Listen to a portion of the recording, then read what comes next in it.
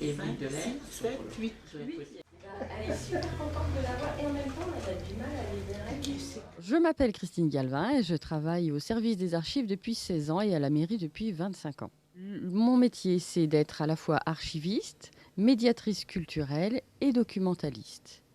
Donc ma vocation première, c'est de collecter les archives de la ville, les classer, les conserver et en dernier lieu les communiquer au public, en respectant tous les délais bien évidemment légaux. Alors, pour une ville, c'est l'obligation de conserver ses archives parce qu'on doit justifier de toutes les démarches qu'on entreprend, les droits des personnes et aussi en finalité l'histoire de la ville qu'on doit illustrer et présenter au public. Alors, on a fait beaucoup de dames. Et les ateliers de photos de classe. Donc, j'avais déjà des photos d'archives de la ville et j'ai demandé aux montatériens d'amener les leurs. Et comme ça m'a permis, avec un formulaire que j'ai conçu, d'identifier en numérotant les photos de classe qui se trouvaient sur les photos. Comme ça, ils peuvent soit compléter les données qui ont déjà été données par d'autres, soit tout simplement passer un moment à consulter les classeurs. Et en général, ça les fait beaucoup rire.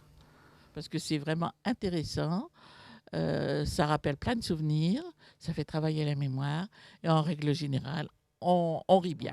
L'idée des ateliers est venue de la volonté des montatériens d'accéder aux documents relatifs à l'histoire de leur ville, soit par envie personnelle de découvrir des informations, soit par curiosité, tout simplement. J'aimerais bien qu'il y ait plus de personnes qui fouillent dans leurs greniers ou dans leurs archives pour découvrir des photos de classe. J'invite les gens à venir. Beaucoup de personnes n'osent pas venir, comme moi j'ai été, parce que je ne sais même pas depuis quand ces ateliers existent. J'ai regardé vite fait ça. Après, j'y reviendrai, mais celle-là, je connais. L'école, c'est Jaurès. Et je viens pour les photos parce que j'ai été au CES de Montataire dans les années 70. Et ce serait bien qu'il y ait des personnes qui viennent reconnaître leurs photos, ce serait sympa. C'est très important pour moi parce que justement pour voir aussi donc d'autres personnes que je n'ai pas vues depuis très longtemps. En règle générale, il y a un petit peu de temps de préparation pour les ateliers en fonction de la thématique.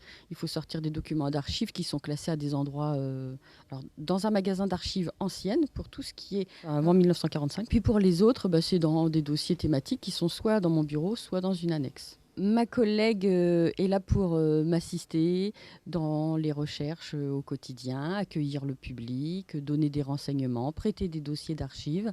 Mais elle travaille à temps partiel sur le service des archives et sur le service état civil. Et donc, elle ne peut pas passer autant de temps sur des dossiers de fond que moi. Les archives sont classées selon un classement par lettres. Donc, par exemple, pour Montataire, dans la série M, on a les édifices municipaux. Et ici, on voit très bien, par exemple, qu'on a la date d'acquisition de la maison qui nous sert aujourd'hui de mairie en 1866. Et merci à tous les montatériens et autres publics qui nous font don de documents. On a, grâce à des dons, eu le portrait de l'ancien maire dont la place de la mairie porte le nom, Auguste Génie. On nous a donné des registres du personnel de l'usine des Forges à la fin du 19e siècle que j'ai pu faire restaurer. On nous a déposé en mairie un atlas de plans du château. Et donc, que j'ai fait restaurer aussi. Et tout ça, c'est magnifique, puisque ça permet à certains qui détiennent des informations de pouvoir en faire profiter tout le monde. Une fois que c'est rentré dans le service des archives, ça n'en sort plus et c'est consultable par tous.